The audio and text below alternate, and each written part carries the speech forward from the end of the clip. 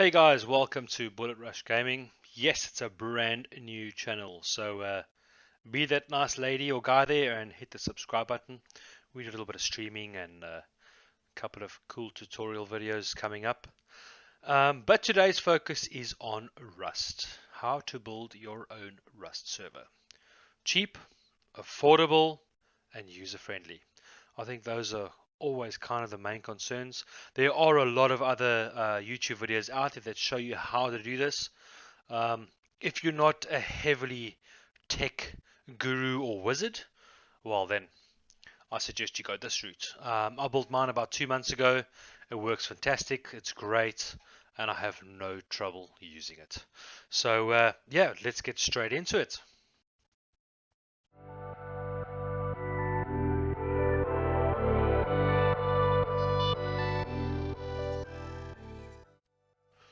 So what you want to do is head over to Gameserverscom.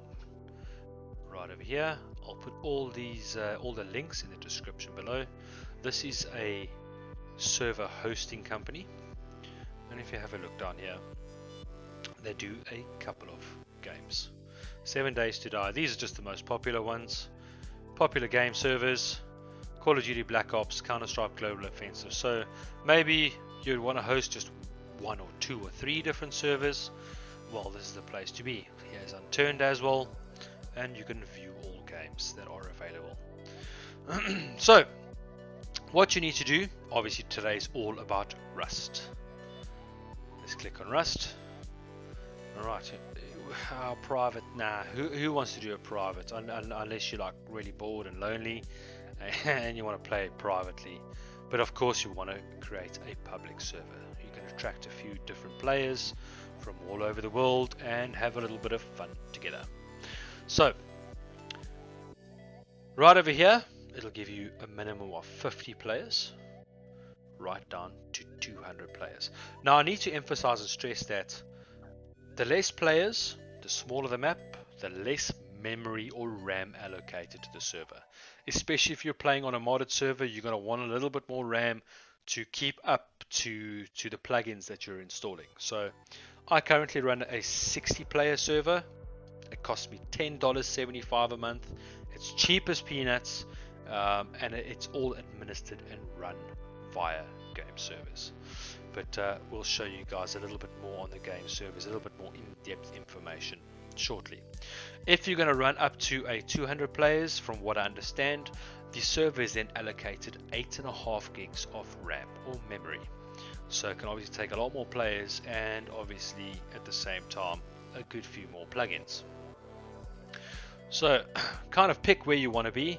Maybe you have a mate or 2 or 3 that would maybe help you, would like to help you kind of mod or admin the server.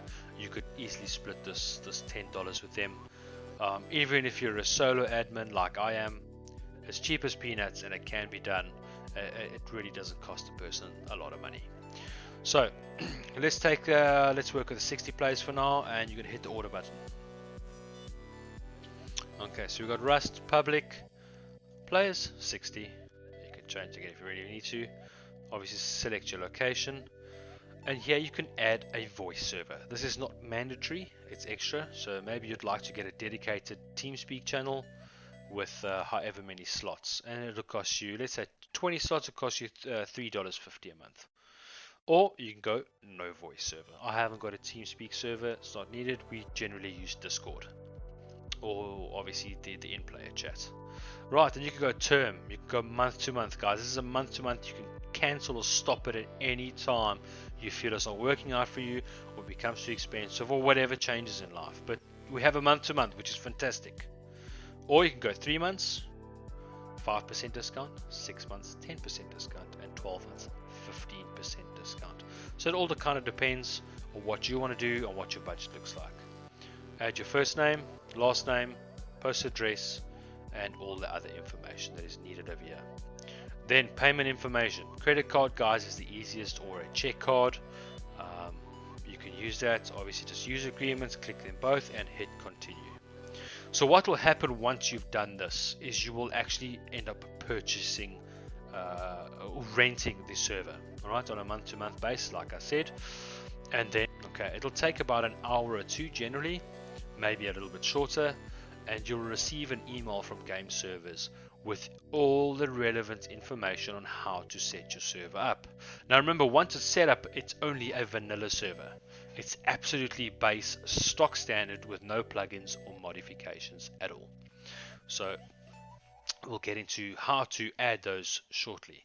But this will be the general layout. Okay. Shows your servers active, 60 players, that's what you've bought, the price you're paying, your IP ports, and those are the current players online at the moment. Alright, you can go manage subscriptions at any given time. If you're on a month to month, any given time, right here, upgrade, downgrade an existing subscription. Okay, so you can modify that and upgrade, downgrade, do what you need to do. Alright, so let's go back home. Info. Right, this is quite a great piece of equipment. You can stop server, restart server, reinstall, which will be a full wipe. Alright, what I would highly recommend is this right over here, daily restart. Guys, this just gives your server a bit of a kick in the bum.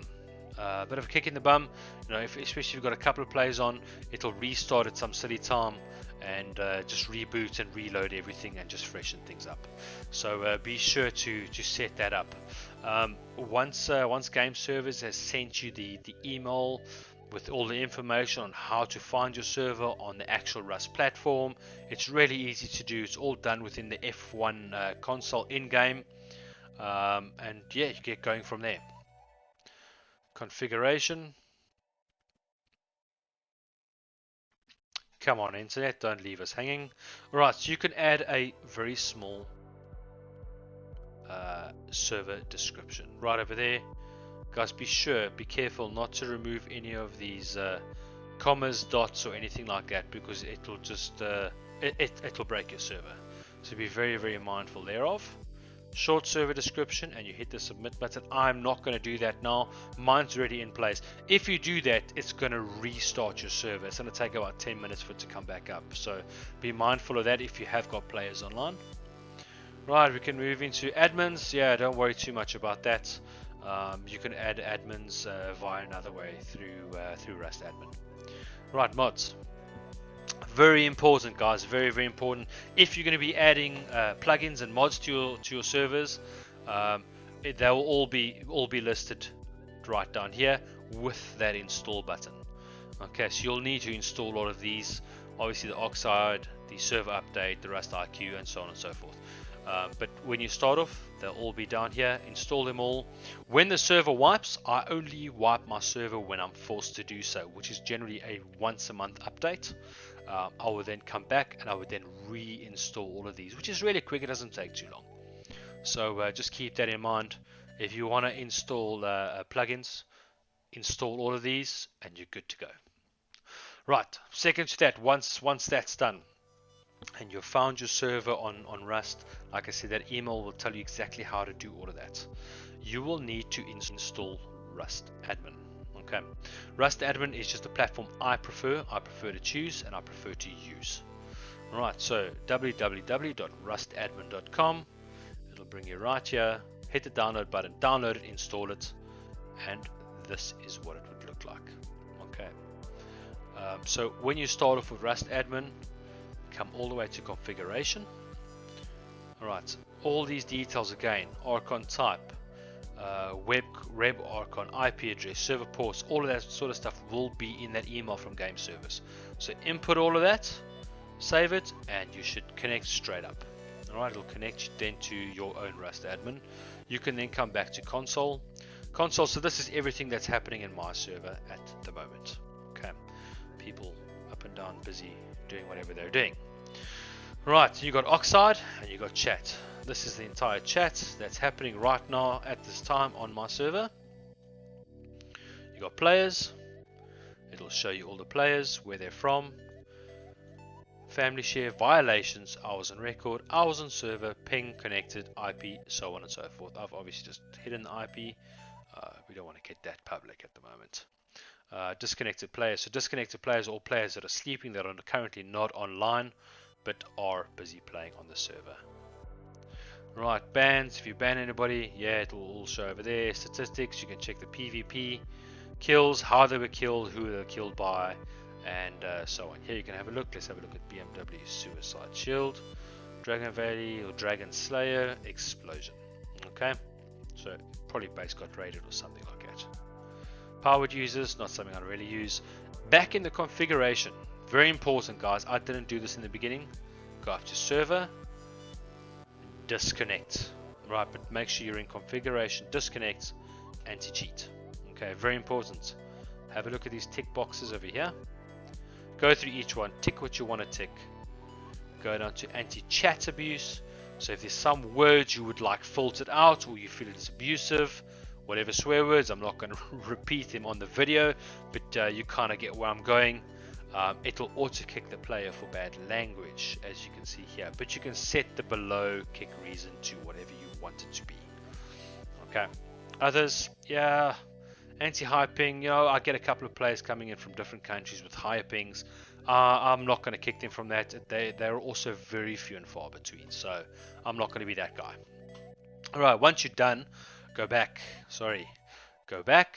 save your configuration saved, then go back up to server and connect. Okay, you see at the bottom here, connected, blah blah blah. Fantastic. You've bought, you've paid, you've got your Rust admin up and going. Now you need to start looking for your plugins. But before you do that, you need to have a FTP solution to help install and manage these plugins. Now, there are again a couple of different options that do work. I find this one to be the easiest. So head over to www.filezilla-project.org. Download FileZilla client. It's a small zip file that you unzip and install. Okay, you'll see mine at the bottom here. My FileZilla is sitting right there. Once you've done that, we're ready to look for plugins. So we'll go to umod.org. Oxide used to be the place to go, but they're actually redirecting people now to umod.org. Alright, so plugins. Let's click it. We're obviously looking for Rust. Okay, so make sure you're looking for Rust. Here we've got 670 different plugins. You can either search something specific you're looking for, or you can filter, title A to Z, last updated, newest, most downloads, and most watch. I kind of tend to go for the most downloads, which we're at already. Alright, so here you can go through all of them. There are countless pages of different plugins, so depending on how you want to set your server up, that you can download and install them. So how do we download and install a plugin? Alright, I'm going to take this in teleportation. I've already got it loaded on my server, but just for argument's sake, I'm going to show you guys how to set it up. Alright, so guys, when you get in, have a look at the version 1.0.58. Right across from that, right over here, updated about a month ago. Okay, so that's great news. That's good. That means it's still in use, if you can call it that. And then be sure to read through all of this stuff. Be sure to read through all of it so you have a good understanding of how the plugin works. Here's a little short links. Permissions tells you how to add permissions, which we're going to get into in a second, and what the permission names are, which are right over here. Okay, right, so cool. You want that one? I suggest go to updates, look for the latest update, so about a month ago, hit the download and download it. Okay, let's download it. Alright, you can see it's number 2 here. I've already got it, so what I'm going to do is I'm just going to actually, you know what, I'm not going to reinstall this. Alright, so it's downloaded. Once it's downloaded, show in folder. What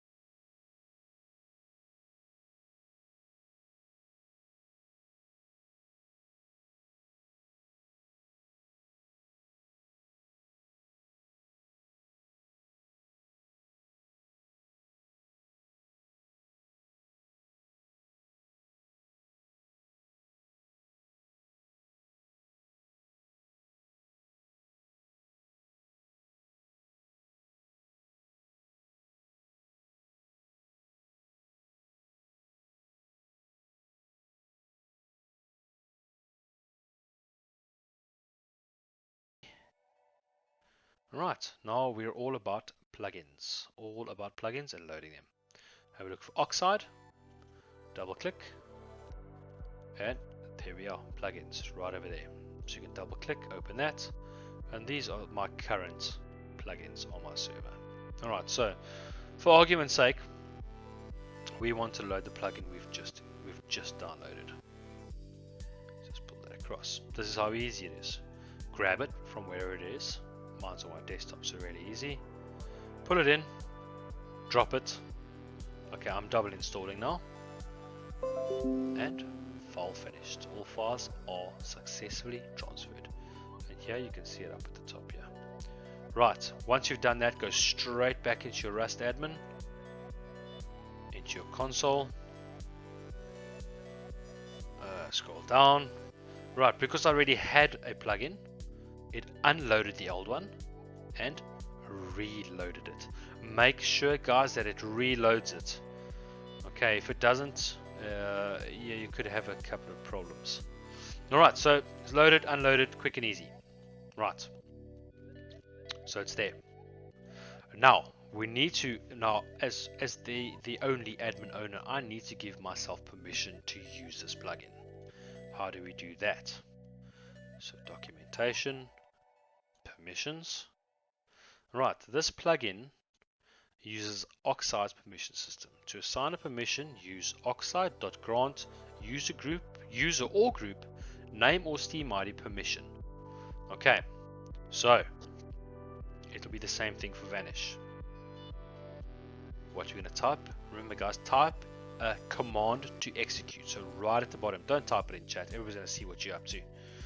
So type Oxide, spell properly. There we go, it's already there. Oxide.grant user superdave7 vanish use. Vanish.use. Okay, you're going to get these commands wrong quite often. I still do, but you'll get the hang of it. Alright, so our command's in, we hit enter. Look what's happened. Player superdave7 Steam ID granted permission vanish.use. Right, so we now know it's working. So if you've got your Rust game open, you can go in and actually test it, and it would work. Okay. Let's say for argument's sake you have quick smelt. So your faster furnace burning times. You'd go oxide dot grant. Now quick smelt is a thing you would like everybody in your server to use and not specify it to one group or one person. So you'd say oxide.grant default, and then the permission, quick smelt, gather, furnace splitter, whatever the case is, and hit enter, and it would assign that to absolutely everybody. But things like Vanish, admin panel, heli control is something you want to keep admin based, only assigned to yourself. So keep that in mind, guys. Be sure not to grant default your entire Rust server everybody the Vanish use or something like that, or the give all use for argument's sake. So very easy. You'll get used to the command. You'll get used to the commands. It comes with a bit of practice, if we can call it that. Right, now another big thing. Let's go into FileZilla again. Let's say you would like to edit some of your plugins. Okay, maybe change parameters here or there. Let's find one I can use. Let's use a teleportation. All right, so end teleportation. You cannot. You could, but don't edit the file. Don't edit this .cs file. All right, so to edit something, go into your config. Now this is all in remote site. Config. It's going to give you a .json file. That is the file you want to be able to edit. So highlight it, right click, file edit. Okay, this is how it's going to chuck it out. Now guys, I cannot stress enough, do not, whatever you do, change any of these commas, dots, brackets or anything. It will break the plugin and it won't work again. So be very, very mindful of that. But for argument's sake, let's say home limits. So let's change the home limits to let's change it to 9. Alright, so we've changed that figure to 9. We're happy, we haven't moved any of the commas, dots, brackets or anything. File, save, and close it. Say yes, upload this file back to the server. Yes. Okay, now it says it's loaded back to the server. I don't always trust that. I just go oxide in your Rust admin, oxide.reload. There it is, in teleportation, and hit enter.